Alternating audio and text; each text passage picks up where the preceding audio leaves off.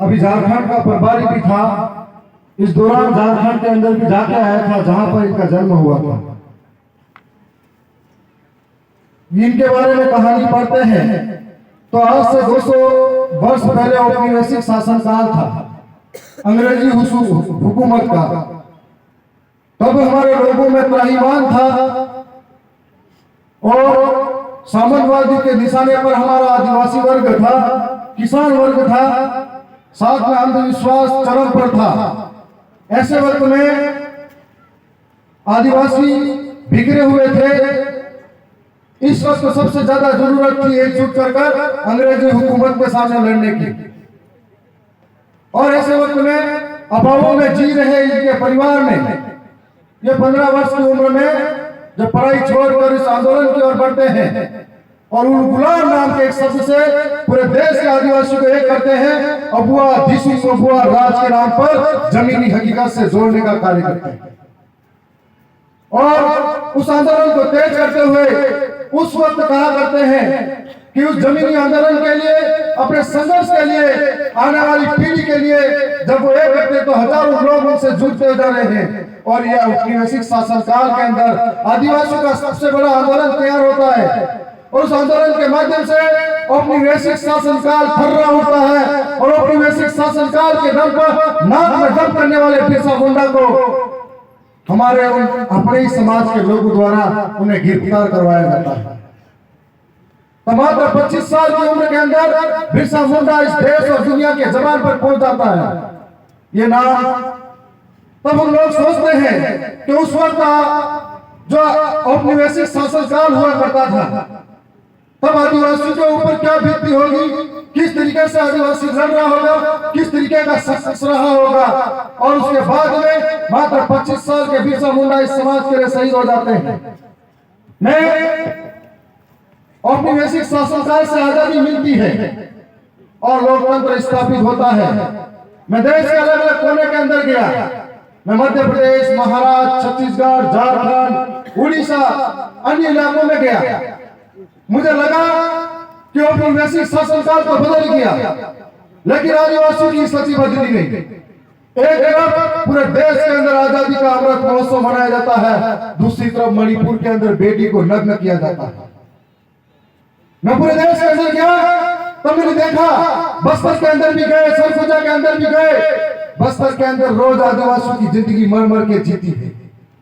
वो लोग अपनी मूलभूत सुविधाओं के लिए तरसते हैं, वो अपनी जमीन के लिए आंदोलन करते हैं और यह सरकारें अंधी हो जाती है, बेली हो जाती है, गूंगी हो जाती है, कोई सुनने को तैयार नहीं है।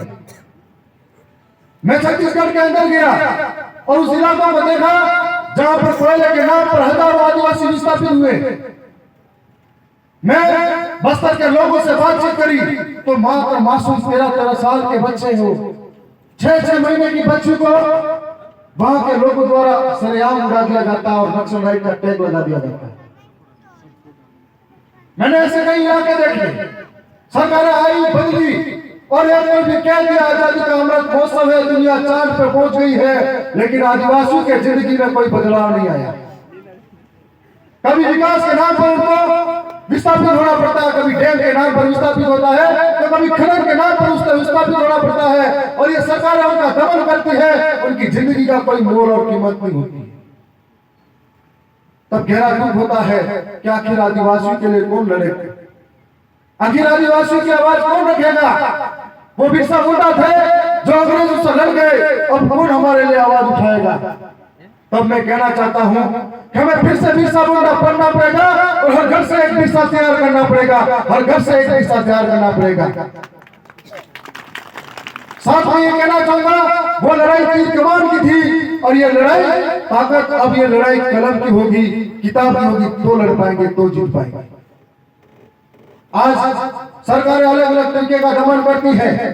बांसवाड़ा के अंदर जो पावर प्लांट के नाम पर किस तरीके से दमन हुआ था आदिवासियों का, हमारे यहाँ पर घाटोल के अंदर, भूकिया जगपुरा के अंदर किस तरीके का आदिवासियों का दमन हुआ। जबर नीलामी की जाती है जमीनों से और उन्हें विस्थापित होना पड़ता है, कोई बोलने वाला नहीं। जो सरकारें आज डोल रह रही है जनजाति गौरव दिवस मनाने का, और आज वही सरकारें आदिवासियों के बारे में जब सुनते हैं, के अंदर अखबारों में आता है कि अपनी पेट की भूख मिटाने के लिए 3-3 माह के बच्चों को दिल्ली और गुजरात में बेचा जाता है, तो कलेजा कांप उठता है। ये सरकार आदिवासियों के नाम पर सबसे बड़े ढोंगी बने हुए हैं।